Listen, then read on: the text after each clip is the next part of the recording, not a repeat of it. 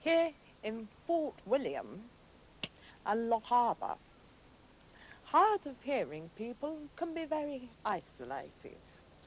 The nearest clinic is 60 miles away. However, in 1979, things started to happen for hard of hearing people here. With me is Francis Gribben. Francis, how did things start to happen here?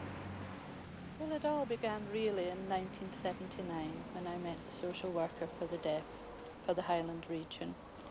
And I had been deaf since I was 12, and I had never met the social worker. I didn't even know there was a social worker especially for the deaf. And I heard about the social worker, and she phoned me and arranged an interview. We met on several occasions, and I told her how isolated I felt here, and we had no knowledge of environmental aids, and the National Health Hearing Aid, which I had had given to me as a teenager, was a horrible, cumbersome thing, so I didn't use it at all.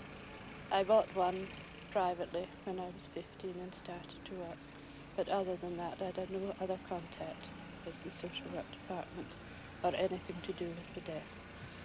The lady introduced me to one or two other hard of hearing people, and we decided to form a club.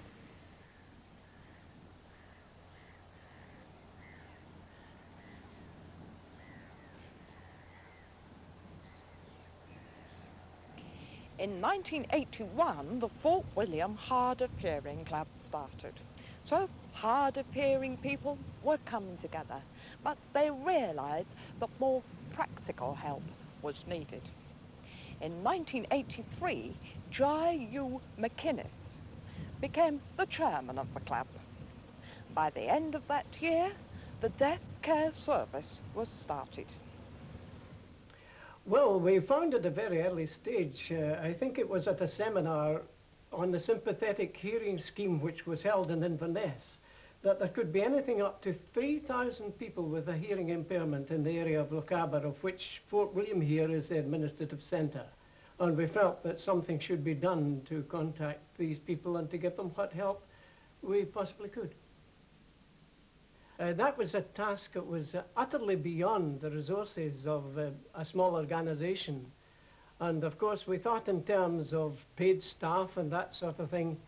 We thought in terms of a base that had to be established, but where was the money to come from? And it was then, fortunately, that through the Scottish Council of Social Service field representative for the area, we learned about the Unemployed Voluntary Action Fund. We made an application, got the guidelines, and we formulated a project. And the project had 3 aims: to set up a register of the hearing impaired people in Loch Harbour, to give them advice, information and help. The project was put up to the Unemployed Voluntary Action Fund, administered by the Carnegie UK Trust, and they were evidently impressed by what our aims were, and we received or were offered a grant of approximately £11,000. Now that gave us a green light. We could set up a centre such as this, and it meant then that we could start the service that we've talked about of helping with hearing aids. As well as running informal clinics, deaf care volunteers visit hard of hearing people in their own homes.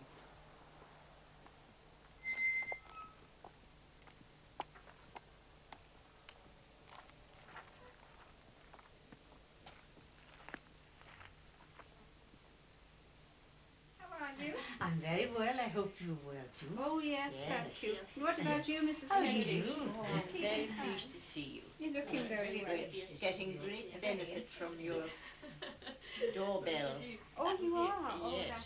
that's good. And we hope very much to get something on the telephone. Well, how do you feel it's working now? Do you feel it's working? I'm hearing well enough. Hearing well enough. Oh, Is it not too loud? No, Is it no. exactly just Because now? I've been so long deaf that I like it loud. Well, we're getting a whole lot of people now that we didn't ever see before.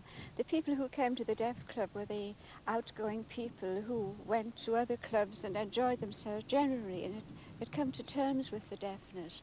But now we see people who've been isolated and don't want to come out, that they come to us for help, and we talk to them and show them how to wear their hearing aids, encourage them to wear their hearing aids, and if they have any defects, minor defects, we put them right for them, and they don't have this long wait without their aid, which can be traumatic. I know, because I have one, and I just couldn't manage without mine. So we help them in this way. Does this often come out like this? No. Can That's we right. just have a new bit of tubing on this one? Well, they have helped me very much to hear, which is a great, great thing to hear. When people come in to visit, and that I was only understanding a little of what they were saying, unless I was very close to them just. So it's helped me no end, and will help me more as time goes on.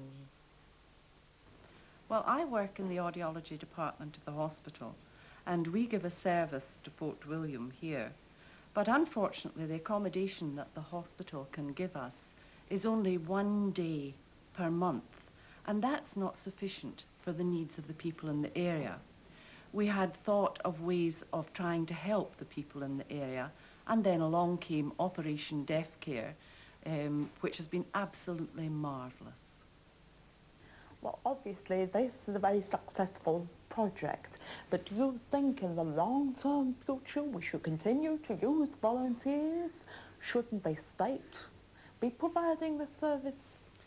Well, I agree that the state ought to provide it, but there will always be a place for volunteers. And there's something special about a volunteer group. They have tremendous enthusiasm. They've got something special to give. Also, within the hospital setup, and this is what we found here in Fort William, that people come along to the hospital, and perhaps we've given them their hearing aid and we've explained how it works, and they don't want to come back and trouble us if they haven't fully understood. Now, when they come along to a place like this, it's so informal. Sit down, have a cup of tea, tell me your problems. It's easier to speak to someone in that situation than speaking to someone in the hospital with a white coat, which very often puts people off. Elderly people, particularly, who get... Edna Rennie is involved with training the volunteers to help with hearing aid problems or to teach lip reading. Deaf Care also has a sign language class to improve communication with the few profoundly deaf people who live in the area. It's run by a deaf man, Frankie Thompson.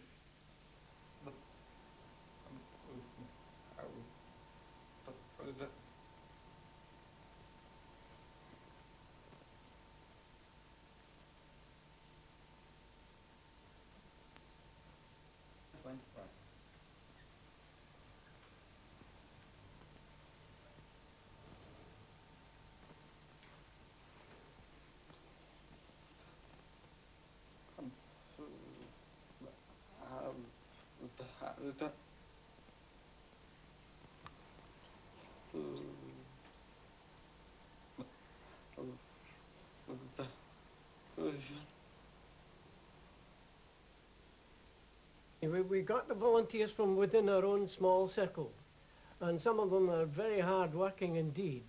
But we had to go beyond that. This was the first thing that impressed us. And to think in terms of the satellite offices, this was a real problem because, as you understand, it's a very widespread area. And then we got the idea that the WRVS were the people to approach. And they were most cooperative in circulating what we were doing to their members. And as a result of that, right from the launching of Operation Deaf Care on the 16th of May, they were ready to start in operation at Mali.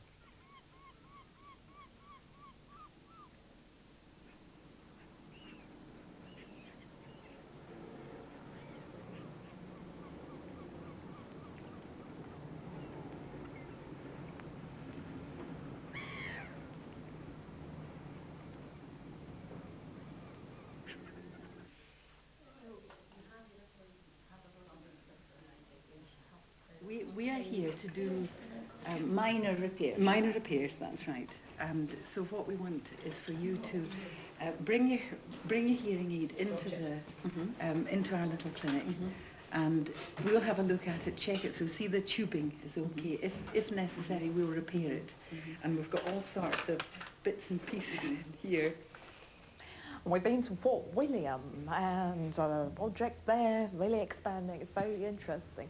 What kind of response have you had since you started here? Very good indeed. Very good. Yes. We had about 6 people at the first meeting. Yes, 6 people the first meeting, and about 7 or 8 the second time. And people are very interested. So when we come here to this room, we see a lot of the elderly folk because they come to a lunch club, and they come through from that other room, and they ask us about hearing, and some are beginning to go a little deaf, and they say to us, is it just because they have wax in their ears, or are they really going deaf? So we say, go to the doctor, find out from him, and then come back to us if you have to have a hearing aid. Here in Maleg, Dr. Duck is the GP for a vast area. Doctor, what does it mean for the hard of hearing people in this area to have this new service? Well, it's only just started, so it can't be assessed by results yet, but the encouragement is there for people to use it, and this I think will happen. I'm more than delighted because people are going to bring, perhaps with this encouragement, their hearing aids out of the drawers and into their ears. Have you found that deaf care has reduced your workload in the hospital? Well, that was the idea behind it, that these people would give a service to the patients in this area and that the service would be much better. But in fact, we're finding it's the other way. They're discovering the problems and they're referring the patient back to us. But at the end of the day, I hope it means that the patient gets a better service. Getting them to a clinic to have their hearing tested is a small part of the business. The encouragement that this is going to provide for people to use their aids and keep them going is going to be tremendous, absolutely tremendous.